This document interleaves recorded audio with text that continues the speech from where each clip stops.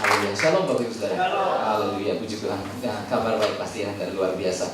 Oke, kita buka Mazmur pasal 78 ayat 1 sampai 4. Mazmur 78 ayat 1 sampai 4. Judul pesan Tuhan yang Tuhan berikan buat kita adalah bilang begini. Tuhan mau kita belajar dari masa lalu untuk apa? Untuk keberhasilan masa depan. Kita sama-sama katakan, belajar dari masa lalu untuk keberhasilan masa depan.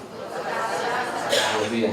Nah, Tuhan mau kita mari perhatikan Mazmur 78 ini. Ya, kalau mau dibaca semua puji Tuhan, tapi saya mau ajak kita baca bergantian ayat 1 sampai 4. Ya. Nanti sisanya boleh baca sendiri. Pelajaran dari sejarah judulnya. Saya 1. Nyanyilah nyanyian pengajaran Asaf. Pasanglah telinga untuk pengajaranku, hai bangsaku. Sendengkanlah telingamu kepada ucapan mulutku. Silakan.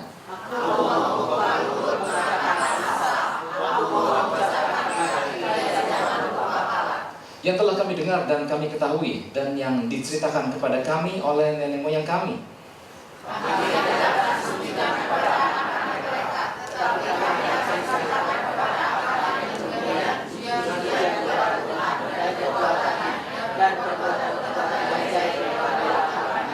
Amin, haleluya.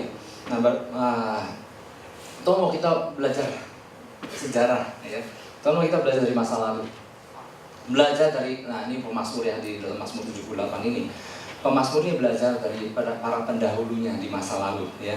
Pemazmur mencoba untuk mempelajari dengan saksama, ya, kira-kira apa yang menjadi penyebab daripada kegagalan pendahulunya di masa lalu, ya. Dan pemazmur ini mendapati bahwa ternyata kegagalan itu nggak seharusnya dialami oleh para pendahulunya itu. Sekiranya, pemazmur menangkap mestinya mereka nggak mesti mengalami itu. Sekiranya mereka memperhatikan apa? Mereka memperhatikan nasihat-nasihat yang telah diberikan kepada para pendahulunya sebelumnya.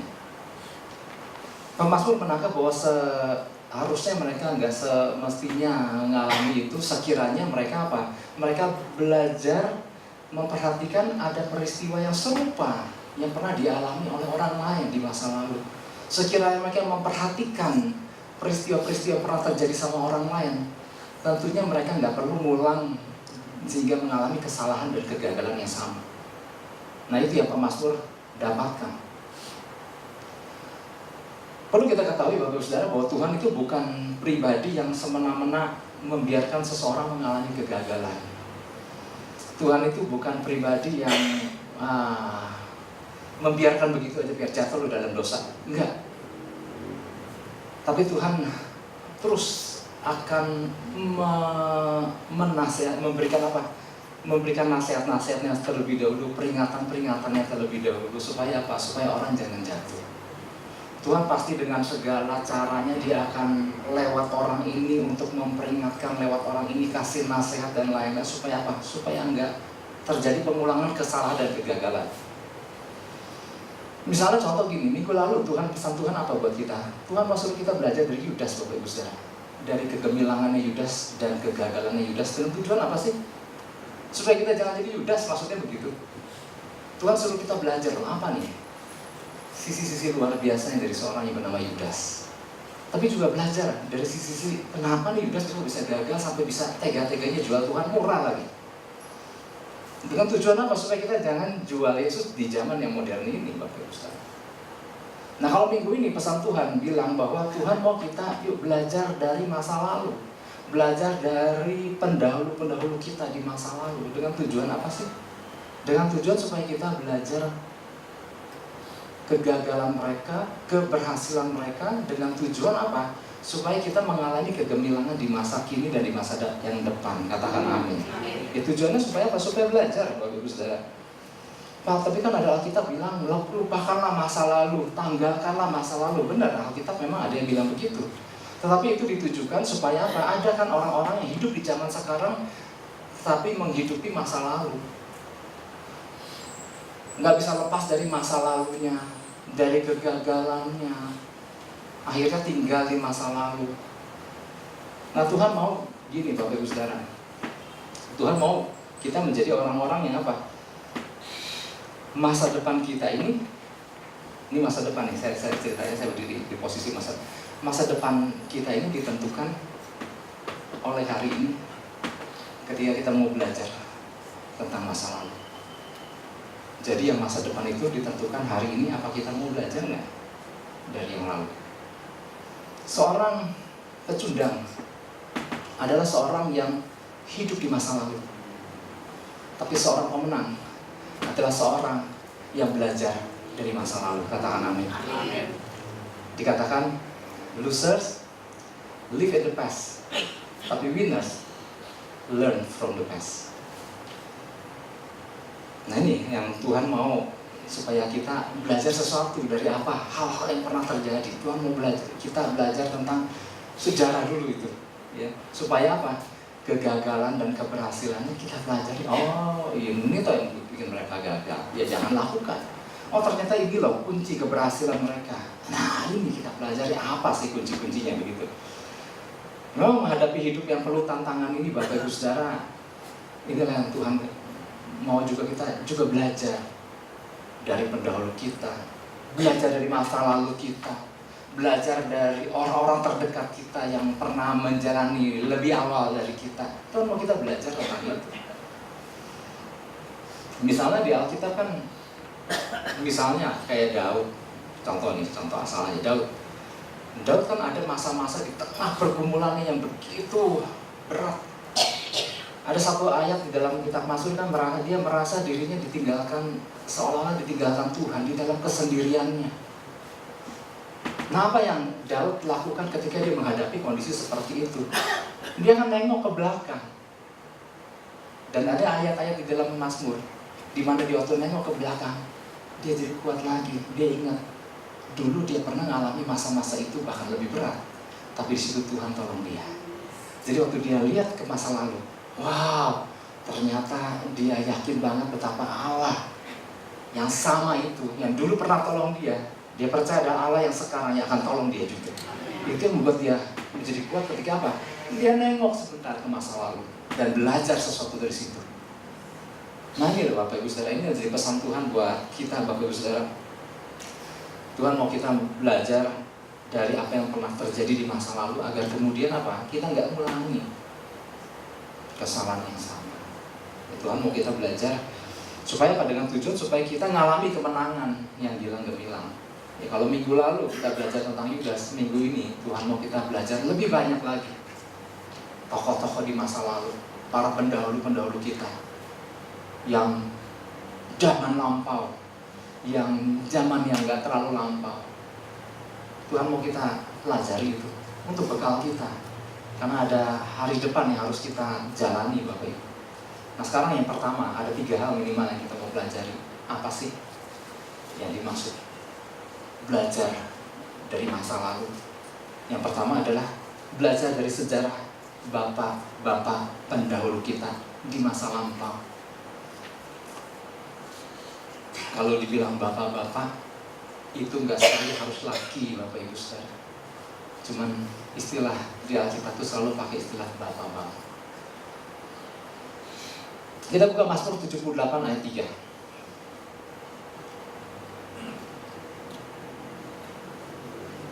Mazmur 78 ayat 3 bilang ini, yang telah kami dengar dan kami ketahui dan yang diceritakan kepada kami oleh nenek moyang kami. Jika kita lihat nanti Bapak Ibu Saudara lihat di ayat-ayat selanjutnya di dalam Mazmur 78 ini berbicara tentang sejarah bangsa Israel Bapak Ibu.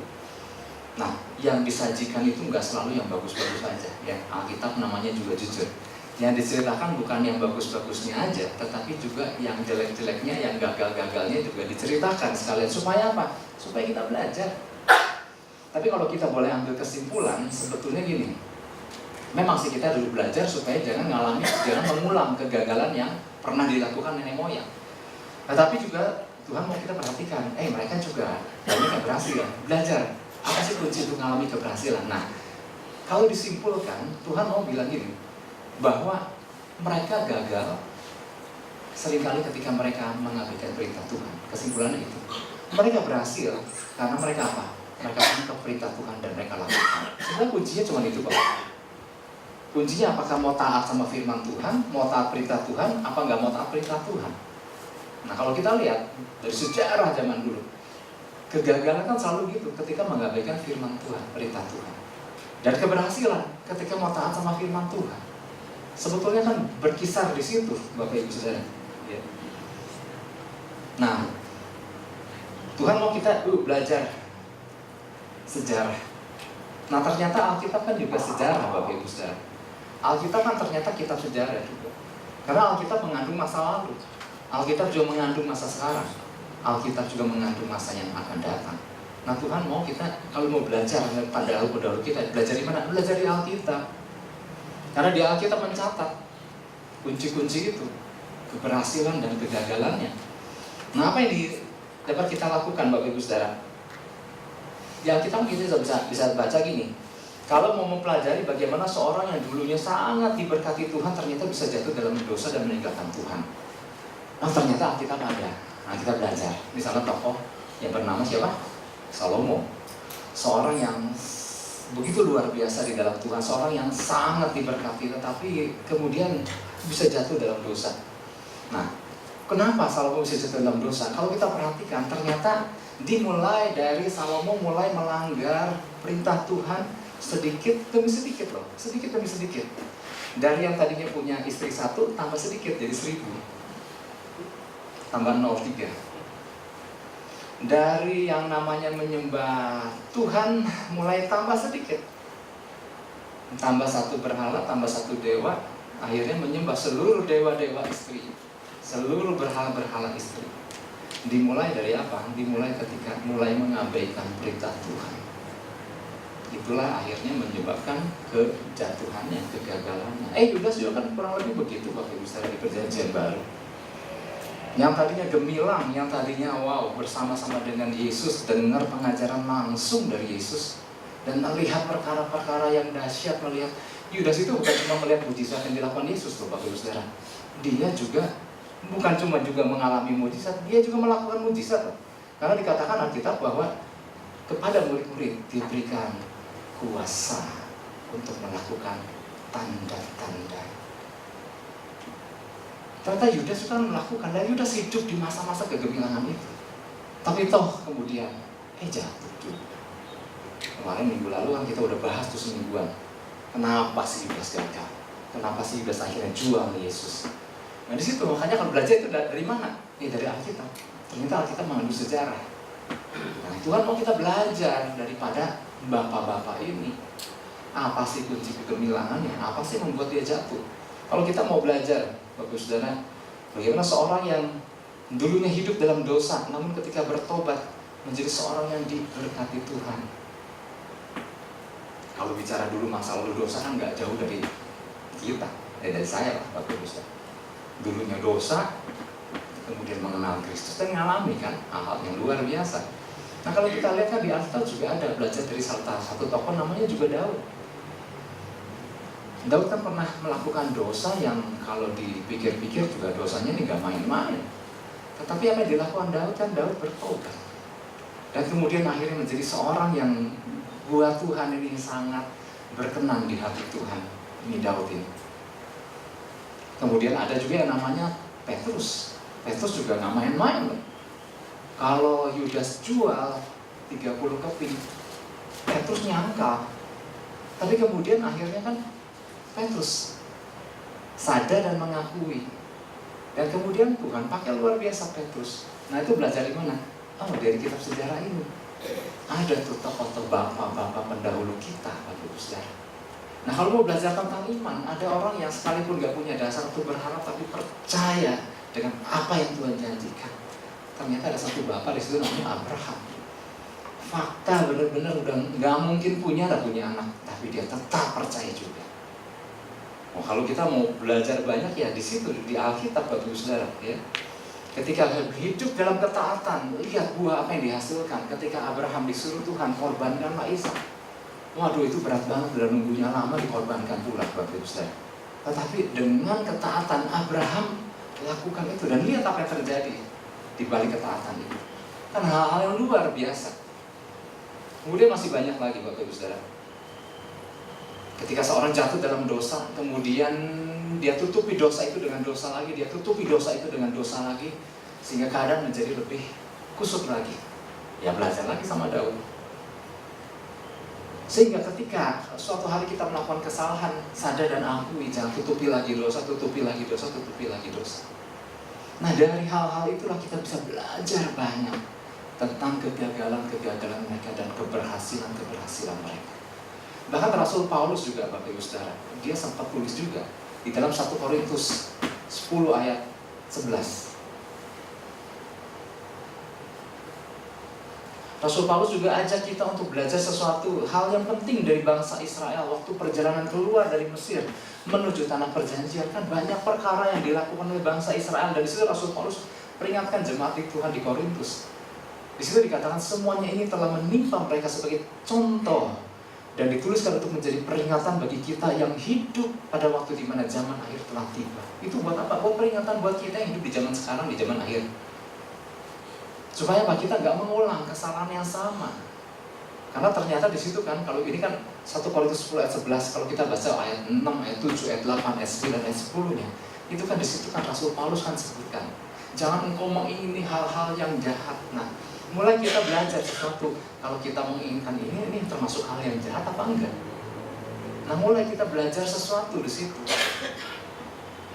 Kenapa Tuhan minggu lalu baru ngomong soal belajar sama Yudas, minggu ini belajar lagi dengan tokoh-tokoh yang lain. Kenapa? Karena seringkali banyak orang percaya nggak belajar. Orang Kristen ini jangan tersinggung ya. Orang Kristen adalah orang yang senang belajar tapi nggak pernah belajar dari apa yang dia pelajari.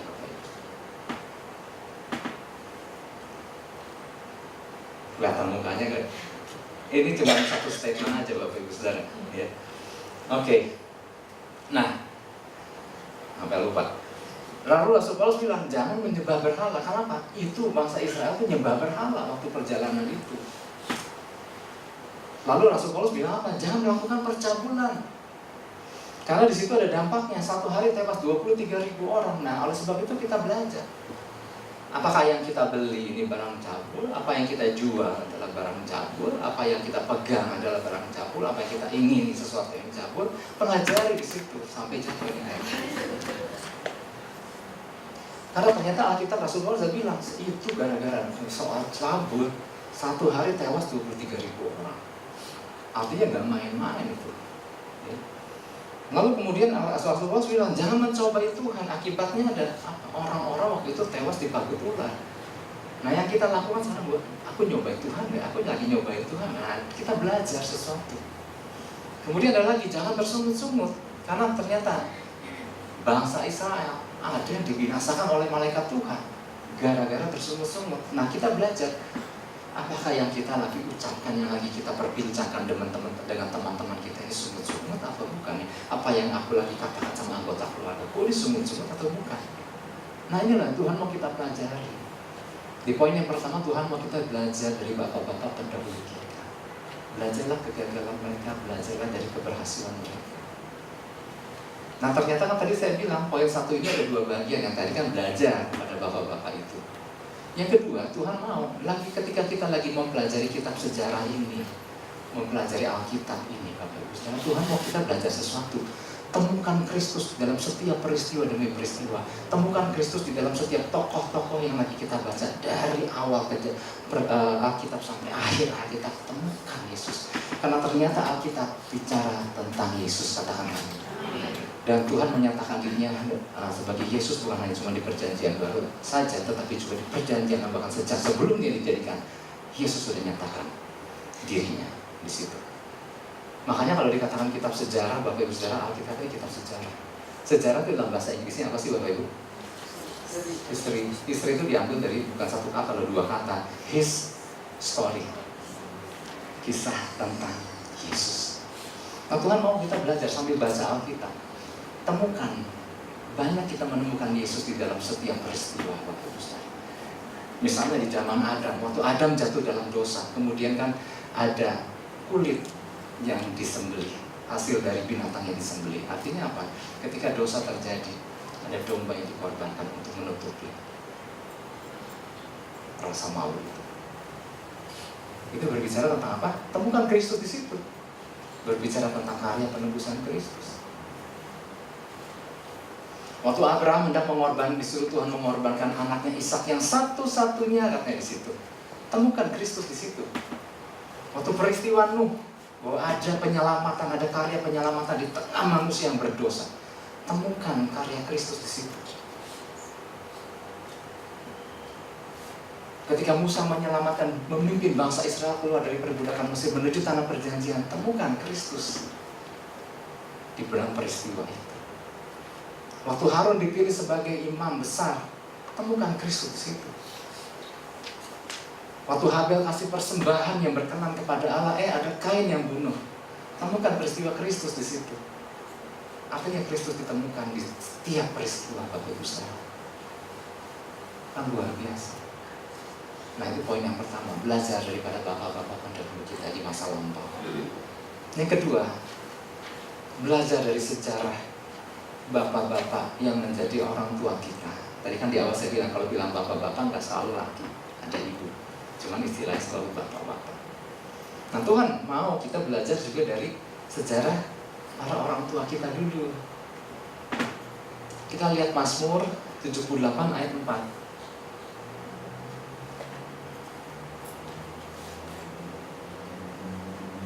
Di situ dikatakan, kami tidak hendak sembunyikan kepada anak-anak mereka, tetapi kami akan ceritakan kepada angkatan yang kemudian puji-pujian kepada Tuhan dan kekuatannya dan perbuatan-perbuatan ajaib yang telah dilakukannya.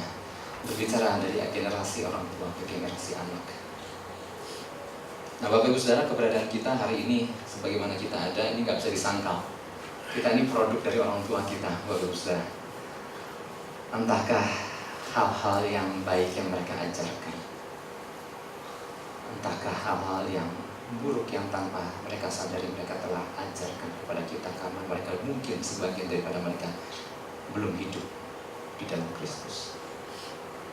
Ada begitu banyak teladan-teladan yang mereka telah tinggalkan buat kita, entahkah itu teladan yang baik ataukah teladan yang buruk yang mereka telah tinggalkan. Atau ada orang-orang yang bahkan dia bilang, Pak, benar-benar saya nggak punya teladan apa-apa dari orang tua saya, karena apa? Banyak anak-anak yang ternyata juga hidup tanpa orang tua. Tetapi maksudnya begini Bapak Ibu Saudara, bersyukur dengan apapun yang telah ditinggalkan. Semuanya itu kan diwariskan begitu saja tanpa kita dapat memilih. Aku pengen yang ini, aku pengen yang itu, tapi dari generasi orang tua tuh mau wariskan segala macam.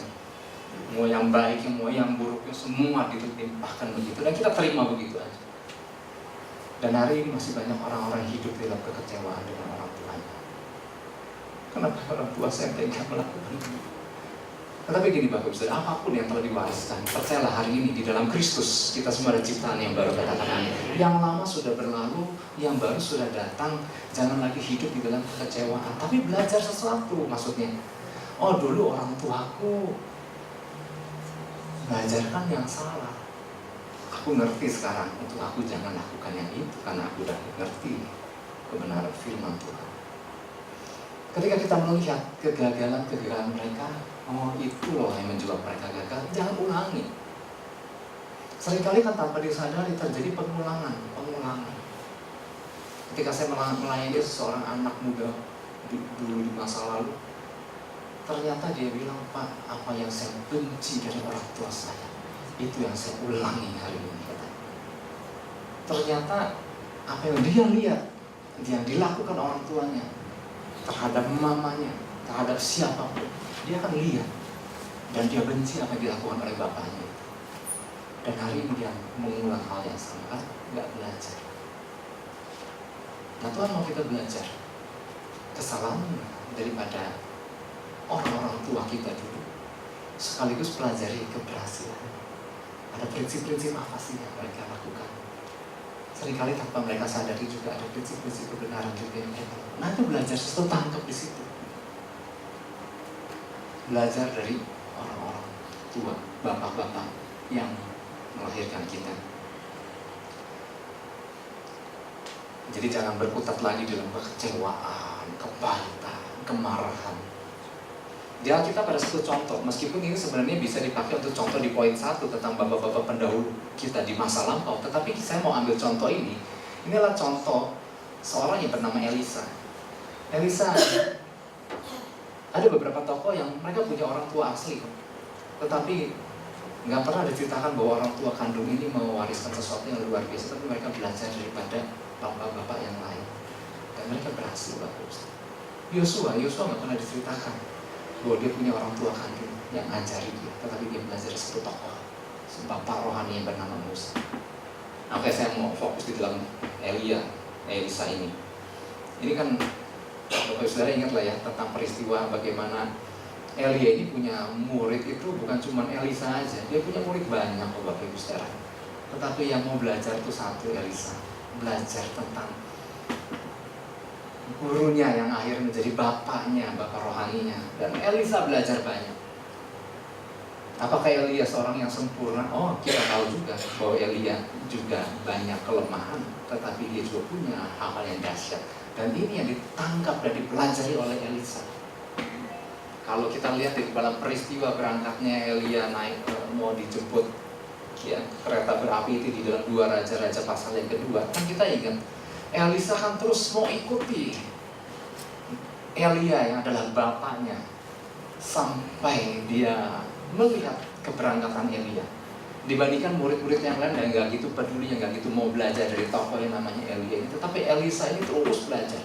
Makanya kalau kita perhatikan Bapak Ibu Saudara, kurang lebih kan ada 4 lokasi tempat di mana waktu mereka sampai di Gilgal, Elia kan bilang sama Elisa, udah cukup sampai di sini aja.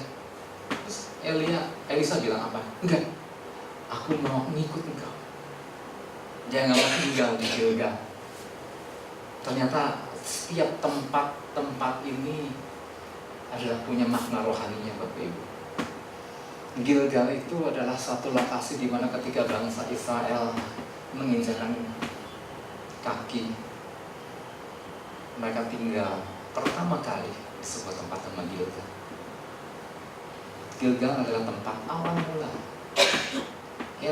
Elisa berasal dari wilayah Gilgal, tempat asal mula Elisa. Banyak didapati orang-orang percaya yang ternyata setelah mereka diselamatkan, setelah mereka mengenal Kristus, mereka memutuskan untuk tinggal di Gilgal. Udah di sini aja, di tempat asal.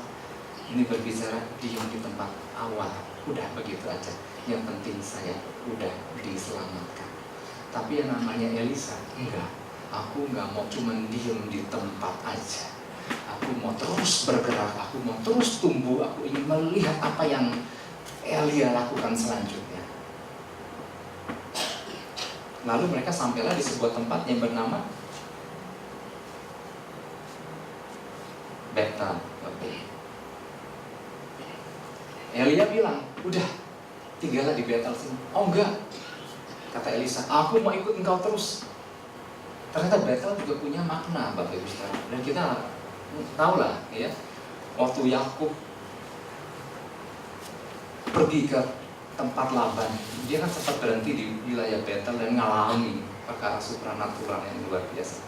Ada seperti mimpi, tangga, malaikat turun naik. Tapi secara umum keseluruhan Betel adalah tempat untuk belajar dan beribadah. Ada banyak hal-hal.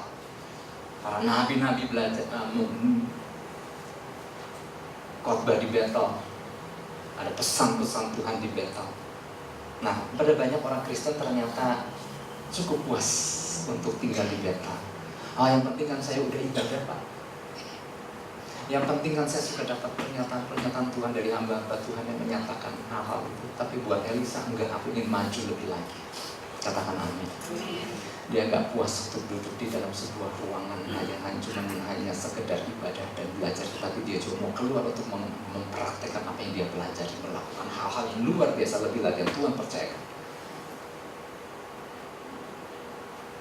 Ibadah kita adalah untuk tangkap sesuatu, untuk kita keluar melakukan sesuatu.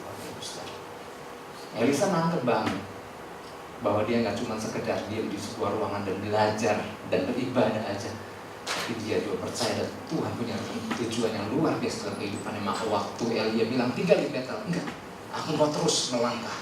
Karena dia percaya ada hal yang luar biasa Tuhan mau nyatakan lebih dan lebih lagi dalam hidupnya. Lalu sampailah di Yeriko. Di Yeriko Elia bilang lagi sama Elisa, Elisa udah diam di sini. Elisa ngerti, enggak, aku mau terus lanjut. Yeriko berbicara apa Bapak Ibu Saudara?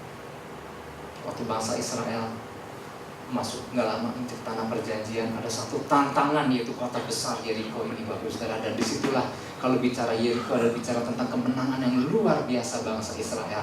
Bayangkan itu tembok dikelilingi hancur roboh pada hari ke-7. Betul, Tuhan kasih kemenangan, tapi Tuhan gak mau kita tinggal terus berkutat di situ dan merenungkan, wow Tuhan dahsyat, aku udah menang. Lihat, ada hal lebih dahsyat lagi yang luar biasa yang Tuhan mau nyatakan dalam kehidupan kita. Seringkali orang percaya cuma duduk diam dan merenungi, iya menang ya, terus melangkah dong, enggak Pak, takut gak bisa lagi Pak. Dulu pernah ngalami hal yang dahsyat, tapi takut Pak, takut ngulang Pak, sehingga menjadi diam diri dan gak melakukan apa-apa lagi. Hanya puas dengan kemenangan sekali yang Tuhan sudah berikan. Oh enggak, ada begitu banyak kemenangan-kemenangan selanjutnya yang Tuhan mau lakukan dalam kehidupan kita. Katakan amin Bapak Saudara. Nah, makanya waktu dia disuruh diam di Yeriko, Elisa enggak, aku mau ikut terus. Elia yang adalah bapaknya. Sampai dia di sungai Yordan dan dia menyaksikan bagaimana kereta berapi menjemput bapaknya. Dan melihat, wow, inilah puncak kegemilangan pelayanan daripada Elia. Dengan akhir yang begitu luar biasa dan Elisa berkesempatan untuk menyaksikan itu. Ternyata Yordan berbicara apa? Yordan berbicara tentang perpindahan dari hidup yang biasa menjadi hidup yang luar biasa. Makanya kalau kita dengar Yordan kan adalah sungai apa? Sungai tempat baptisan kan? Sungai tempat orang berpindah dari kerajaan gelap menjadi anggota kerajaan surga lewat baptisan. Waktu bangsa Israel menginjakkan kaki di tanah perjanjian di bawah kepemimpinan Yosua, mereka yang mereka lewati sungai apa itu? Yordan. Dari hidup padang gurun menginjakkan hidup di dalam hidup di tempat yang disebut tanah perjanjian. Elisa waktu dia ikut Elia, tadinya seorang pelayan biasa, seorang nabi kecil.